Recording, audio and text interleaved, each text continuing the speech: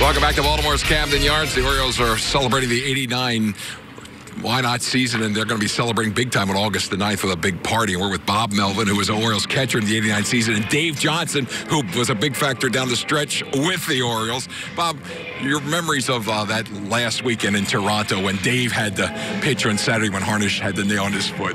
Yeah, when he hammered the nail into his bottom foot. We used to always joke with him, how long did it take him to actually hammer that into his foot on the way home that night?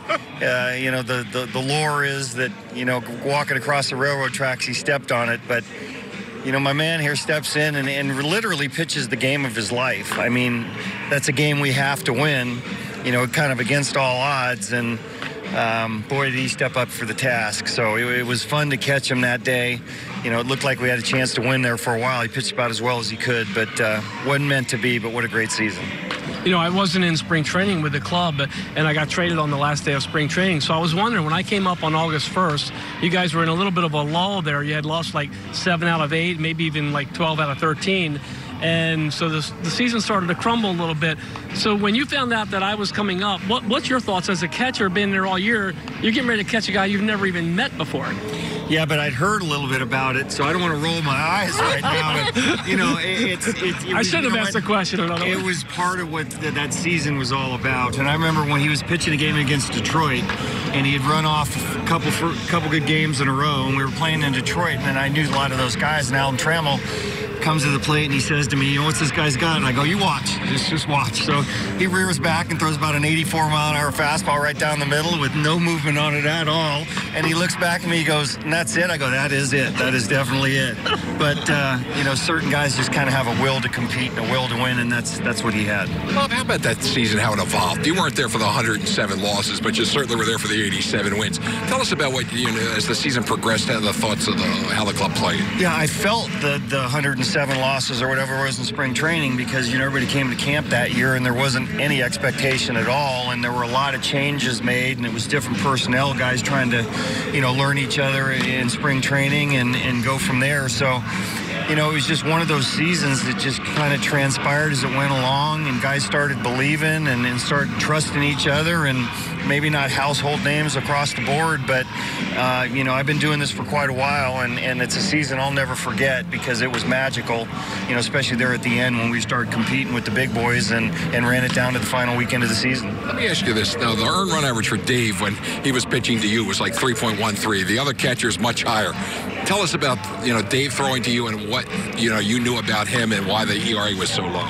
Well, I felt like I knew it was working for him on a particular day, and I think he trusted me some too, though. So I think, you know, the pitcher-catcher relationship is if I put down a number and he's got that number in his head, there's a lot of conviction in that. And I think we were on the same page a lot, that he knew what he wanted to throw, and when I put it down, you know, it felt like the right pitch. Dave, how important is it to have a catcher like Bob Melvin behind the plate? I think it was really important for me. You know, you don't get too many opportunities to pitch at the big league level, especially someone like myself.